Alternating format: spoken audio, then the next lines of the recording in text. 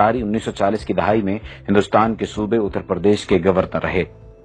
अंग्रेज हुकूमत ने उन्हें अहम ओहदा इसलिए अता किया कि वो मुस्लिम लीग और कांग्रेस की सियासत से लाताल्लुक होकर अंग्रेजों की वफादारी का दम भरते थे।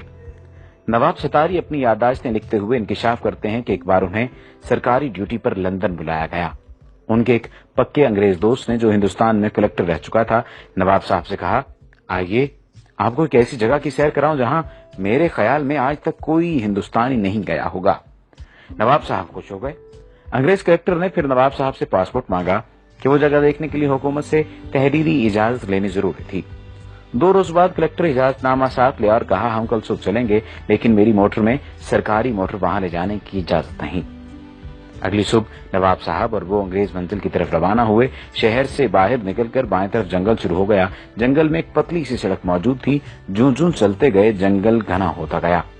सड़क के दोनों जानिब ना कोई ट्रैफिक थी, ना कोई पैदल मुसाफिर। नवाब साहब हैरान बैठे इधर उधर देख रहे थे। मोटर चलते चलते आधे घंटे से ज्यादा वक्त गुजर गया। थोड़ी देर बाद एक बहुत बड़ा दरवाजा नजर आया। फिर दूर सामने एक निहायत वसी और अरीज इमारत दिखाई दी। उसके चारों तरफ कांटेदार झाड़ियां और दरख्तों की ऐसी दीवार थी जिसे अबूर करना मुमकिन न था। इमारत के चारों तरफ जबरदस्त फौजी पहरा था। इस इमारत के बाहर फौजियों ने पासपोर्ट और तहरीरी इजाजतनामा गौर से देखा और हुक्म दिया कि अपनी मोटर वहीं छोड़ दें और आगे जो फौजी मोटर खड़ी है उसमें सवार हो जाएं। नवाब साहब और अंग्रेज कलेक्टर पहरेदारों की मोटर में बैठ गए। अब फिर इस पतली सड़क पर सफर शुरू हुआ। वही घना जंगल और दोनों तरफ जंगली दीवारों की, दरख्तों की दीवारें।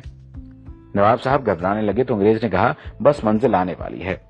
आखिर दूर एक और सुर्ख पत्थर की बड़ी इमारत नजर आई तो फौजी ड्राइवर ने मोटर रोक दी और कहा, यहां से आगे आप सिर्फ पैदल जा सकते हैं। रास्ते में कलेक्टर ने नवाब साहब से कहा, याद रखें आप यहां सिर्फ देखने आए हैं, बोलने या सवाल करने की बिल्कुल इजाजत नहीं। इमारत के शुरू में वसी दालान था। उसके पीछे मुतअद्दिद कमरे थे। दालान में दाखिल हुए तो एक बारिश नौजवान अरबी कपड़े पहने, सर पर अरबी रुमाल लपेटे एक कमरे से निकला। दूसरे कमरे से ऐसे ही 2 नौजवान और निकले। पहले ने अरबी लहजे में अस्सलाम वालेकुम कहा, दूसरे ने वालेकुम अस्सलाम, क्या हाल है। नवाब साहब ये मंजर देखकर हैरान रह गए। कुछ पूछना चाहते थे लेकिन अंग्रेज ने फौरन इशारे से मना कर दिया। चलते चलते एक कमरे के दरवाजे पर पहुंचे। देखा कि अंदर मस्जिद जैसा फर्श बिछा है। अरबी लिबास में मलबूस मुतअद्दिद तलबा फर्श पर बैठे हैं। उनके सामने उस्ताद बिल्कुल इसी तरह बैठे सबक पढ़ा रहे हैं जैसे इस्लामी मदरसों में पढ़ाते हैं। तलबा अरबी और कभी अंग्रेजी में उस्ताद से सवाल भी करते। नवाब साहब ने देखा कि किसी कमरे में कुरान मजीद पढ़ाया जा रहा है, कहीं किरात सिखाई जा रही है, कहीं तफसीर का दर्स हो रहा है, किसी जगह बुखारी शरीफ का दर्स दिया जा रहा है और कहीं मुस्लिम शरीफ का।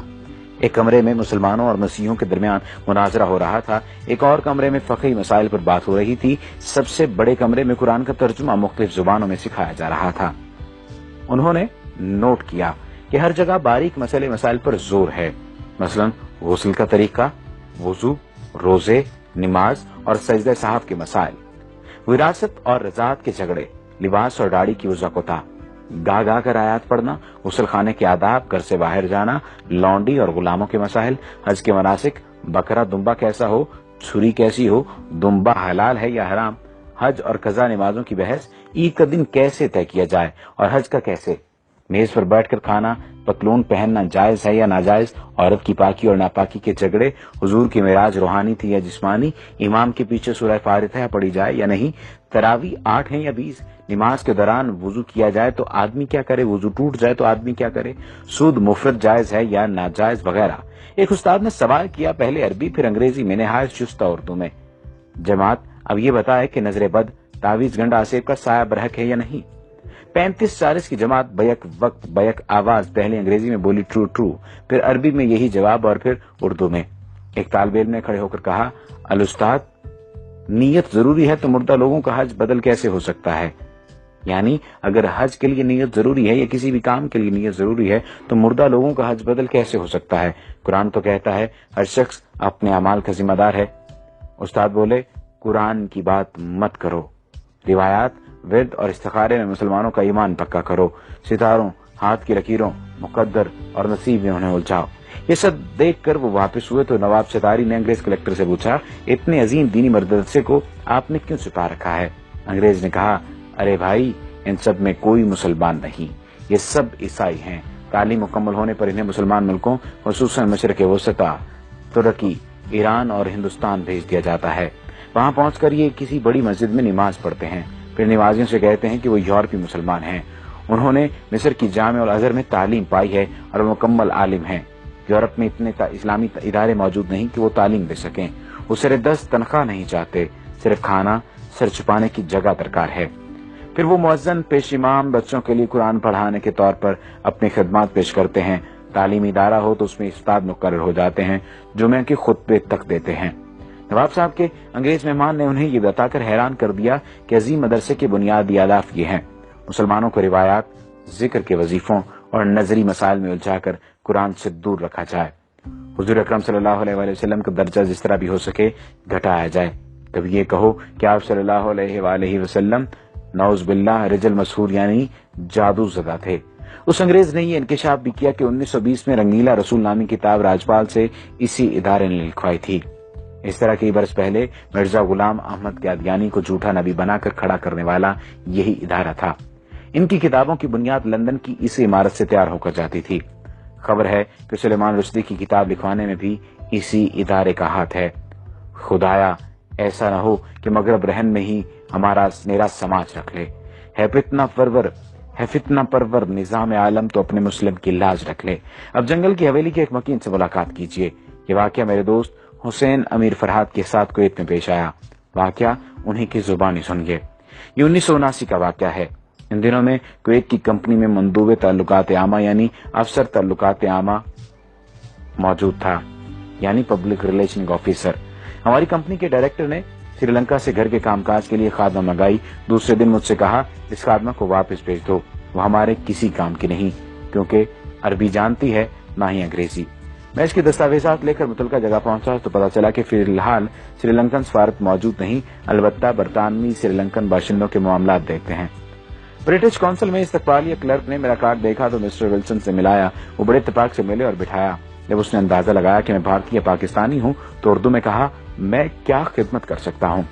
मैंने श्रीलंकन खादमा के मुतालिक बताया तो उसने कहा, कोई मसला नहीं, इसे हम रख लेंगे, आपको जो खर्च आया वो हम अदा करेंगे। ये बताओ कहाँ के रहने वाले हो। मैंने कहा, पाकिस्तान। वो बोला, वो तो बहुत बड़ा मुल्क है। मैंने कहा, पेशावर का रहने वाला हूँ। पश्तो में पूछा, कौन सी जगह। मैंने बताया, नौशहरा। जब मैंने गांव का नाम बताया तो उसकी आंखों में अजीब चमक पैदा हो गई। फिर वो मुख्तलिफ लोगों को पूछने लगा। मैंने बताया कि कौन मर गया है और कौन जिंदा है। मैंने सोचा हो सकता है ये नौशहरा छावनी में मुलाजमत करता रहा हो, लेकिन उसकी उम्र ज्यादा नहीं थी। उसने कहा, कुछ और कहानी सुनाई। फिर उसने काफी मंगाई। फिर इंटरकॉम पर क्लर्क से कहा कि इसके पास किसी को मत भेजना। वो इतना खुश था कि मैं बयान नहीं कर सकता था। उसकी खुशी दीदनी थी। कॉफी के दौरान उसने बताया, मैं आपके गांव मोहल्ला ईसा खेल में 4 साल तक पेश इमाम रहा हूं। मैंने पूछा, क्या आप मुसलमान हैं?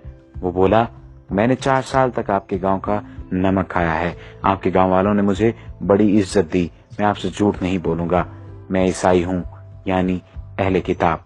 उसके बाद मेरा उसके यहाँ आना जाना रहा।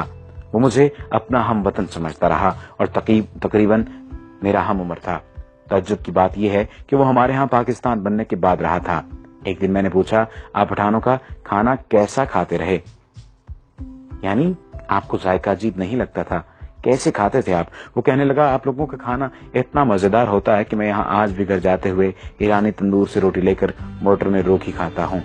जब मैं कुवैत से पाकिस्तान आ रहा था तो मैंने इससे वही सवाल पूछा जिसे वो हमेशा टालता रहता था। मैंने दरियाफ्त किया, अब तो बता दो कि तुम ईसाई होकर पठानों के गांव में रूखी सूखी क्यों खाते थे और पेश इमाम की खिदमत अंजाम देते रहे, आखिर क्यों? वो काफी देर तक सर झुकाए सोचता रहा। फिर सर उठाकर मेरी आंखों में झांका और कहा, हमें अपने मुल्क के मफादात की खातिर बात औकात बहुत कुछ करना पड़ता है। हमारे यहाँ लंदन के मज़ाफ़ात में एक मरकज है जहाँ शक्ल शुबहात देकर अंग्रेजों को बैरूनी मज़ाहिब और जुबानों की तालीम दी जाती है। वहाँ से फारुग तहसील होकर फिर हमें मुख्तलिफ इलाकों में भेजा जाता है। गाँव आकर मैंने मोहल्ला ईसा खेल के बुजुर्गों को ये वाक़या सुनाया तो एक बूढ़े तालिब गुल ने कहा, मुझे शक पड़ा था मगर सब कह रहे थे कि ये चित्राली है।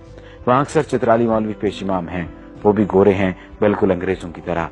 फिर तालिब गुल ने कहा, चलो भाई अब 4 साल की नमाजें लौटाएं जो हमने अंग्रेज के पीछे पढ़ी, खाना खराब हो उसका। जब मैंने जंगल की हवेली के मुतालिक पढ़ा तो मुझे यकीन हो गया कि मिस्टर बैलन जरूर जंगल की हवेली का परवरदा था। ये मजमून 90 की दहाई में उर्दू डाइजेस्ट में शाया हुआ था। यहूदो हनूद की साजिशें बदस्तूर जारी हैं। یہ مضمون اس نیت سے ضروری ترمیم اور اضافے کے ساتھ دوبارہ بھی شائع کیا گیا تاکہ سادہ لوگ مسلمان باخبر رہیں کہ دشمن انہیں کمزور کرنے کے لیے